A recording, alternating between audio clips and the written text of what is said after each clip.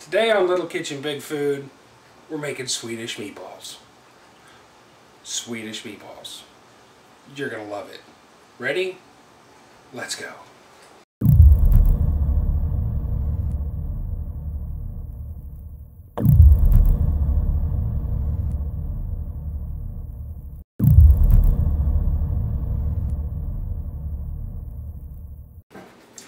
So what we start with is 3 cans cream of mushroom soup,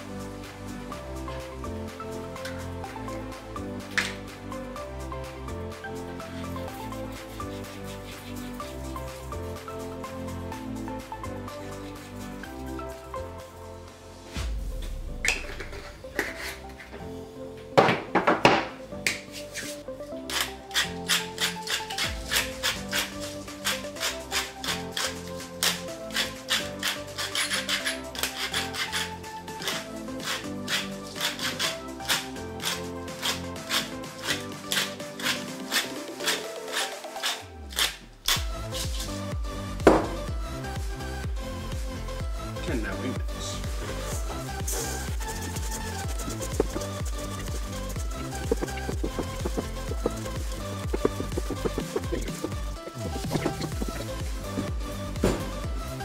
Alright, so we have combined our meat, our eggs, our breadcrumbs. Let that rest for a few minutes just because I gotta wash up and clean up the work area a little bit. Sauce, we made that, you saw that. That's in the fridge. And next step is we're gonna start making meatballs. Now your wife comes home and makes the meatballs. I use a melon baller and my hands because really that's the only way you can do it. Not that big, smallish. Then in batches, you see I have enough there for a batch. You heat some neutral oil. This is peanut oil because it withstands the heat better in a pan. And you brown your meatballs.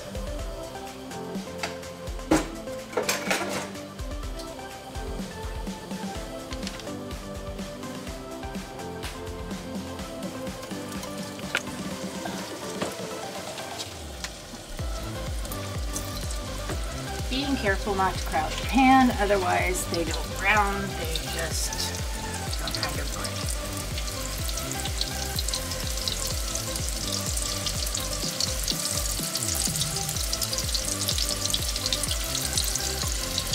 You see the onions are falling out of the meatballs. It's perfectly okay because they make the sauce taste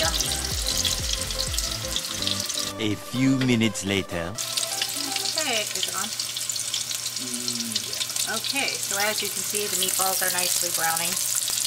You do not need to cook the meatballs. They will cook in the sauce. So you can see these are not cooked. They are just brown.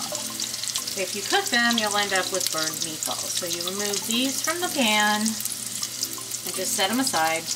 My trick is I put them on the lid of the pan because I'm going to use the lid anyways. So it's a nice little storage container without having to dirty another plate. Then you put your next batch of meatballs in and you brown them all, and once they're all browned, we'll come back. So we have brown meatballs. You take your sauce, you put it in the pan with all of the drippings. The drippings add flavor, don't be afraid of them.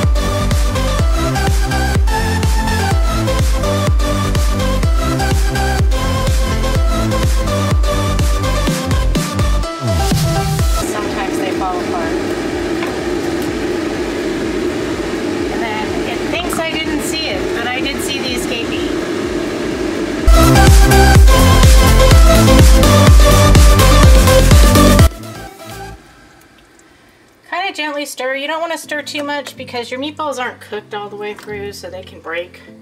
Doesn't matter that they're not covered in sauce yet. They will be, and as they cook, they'll firm up and you can stir them more.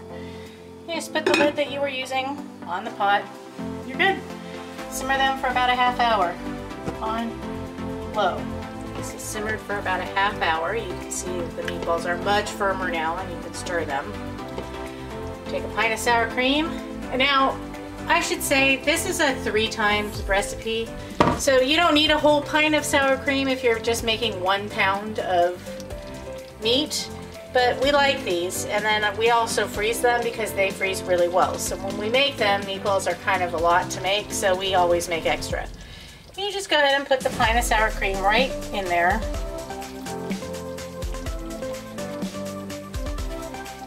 And then I stir it a little bit, and then just kind of let it melt into the sauce and come back and stir it. So the idea is you want to heat the sour cream because it really does cool off your sauce until it's heated through again. So you can see it lightens up your sauce a lot and it gives it that authentic Swedish meatballs taste of sour cream, because that is the secret. And you just cover it and let it sit. And you can see it's not completely mixed in yet. That's okay. It'll mix in. You just don't want to break up your meatballs. So after you do that, got a pot of salted water here. I'm going to move it and put it on the stove and turn it on so it can come to a boil, because you serve your meatballs over extra wide egg noodles, which we will come to when water boils.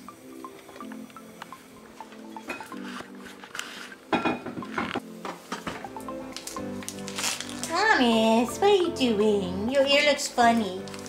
You should fix that.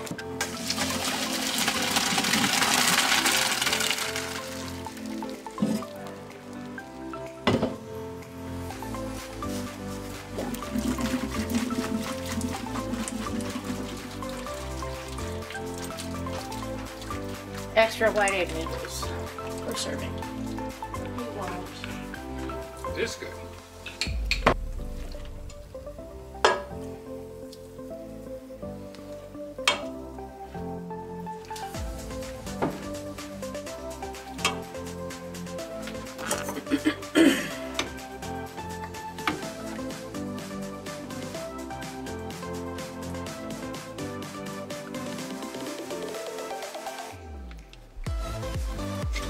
Swedish meatballs.